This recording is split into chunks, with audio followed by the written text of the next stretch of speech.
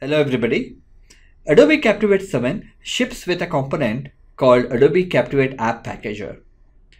We can now take the HTML5 output from Adobe Captivate 7 and package it for Android, iOS and Metro devices. With this app packager, we can also combine HTML5 output of Captivate with HTML5 output from Adobe Edge and HTML5 animations from utilities like Create.js for Adobe Flash. So if you have any external HTML5 animations which you wanted to combine with Captivate 7 HTML5 output, you can use Adobe Captivate App Packager. Let me quickly show you how to combine HTML5 animations from external source into HTML5 output of Adobe Captivate 7. For that, first I need to publish my content as HTML5 output. This folder has the content published as HTML5 output from Adobe Captivate 7. Now I'm going to launch Adobe Captivate App Packager. App Packager has a big browse button to select the HTML5 content from Adobe Captivate 7. I'm selecting the entire folder. It automatically loads all the slides available and it also has a slide preview shown on the stage. The project output size is 3.34 MB in this case and the project dimension is 800 by 600. It also tells me the slide duration, which is 3 seconds. I can navigate to any of the slide by clicking on the respective thumbnails. On my right hand side, there's an import animation panel.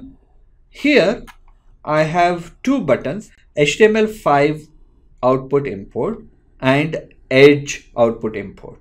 For my slide 5, I'm going to select 4stroke.oam. Click open. For inserting this animation, I have two methods. One is there's a library which lists all the imported animations. I can drag and drop from that library. It tells me in my thumbnail preview that there is an HTML5 animation embedded. The second way is I can click on insert button and the animation gets inserted. Once I insert the animation, it gives me the preview automatically on the stage. In the library, there is a small icon for deleting the existing import. When I click on that, it gets deleted, but the instance still stays on the stage. Transform panel gives me the positioning of that animation on the slide, and I can also control width and height from that panel.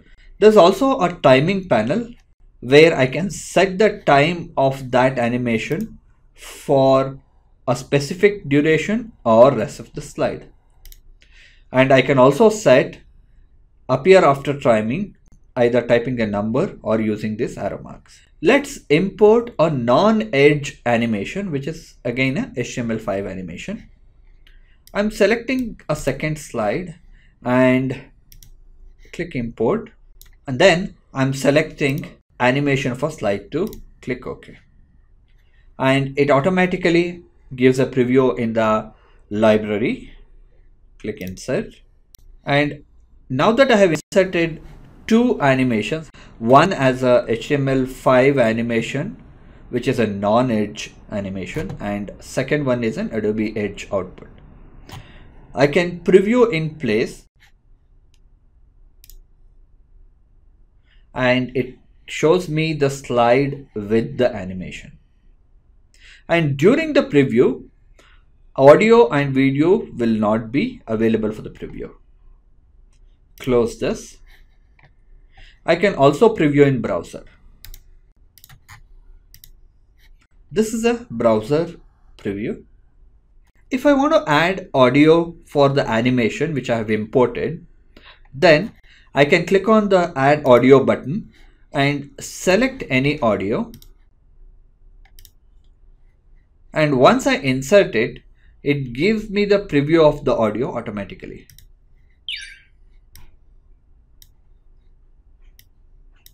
Using this button, I can play back the audio again. And this is also an indication that this animation has an audio which is inserted inside Captivate app packager. Once I'm done with all the editing, publish this as app for Android, iOS and Metro devices. I can also publish this as HTML5 output and use it in various other places. For publishing it as HTML5 output back, first click on the settings button and then select a location and select the first icon which says CP and publish it. Once the publishing is done, it gives me a message saying publish completed successfully. To publish it as Android and iOS app, I'm clicking on publish and I need to give the username and password for my PhoneGap account. I'm clicking on login and now it will ask me whether I want to create a new app or update the existing app. I'm creating a new app. Name is Engines03 and the version I'm giving as 2.1 and package is com.adobe.content and click go. Now I have to give the Android and iOS certificate passwords. Now when I click go, it would create the app and give me the download link. The status says project sent to PhoneGap successfully. Now when I click on download, it navigates me to the PhoneGap website to download the apps created for various devices. From here, I can download apps for Android, Symbian, Windows, WebOS, and once the build for iOS is available, it would list here as well. There's another interesting option with the app packager which is shipped with Adobe Captivate 7. That is, I can enable gestures for my content.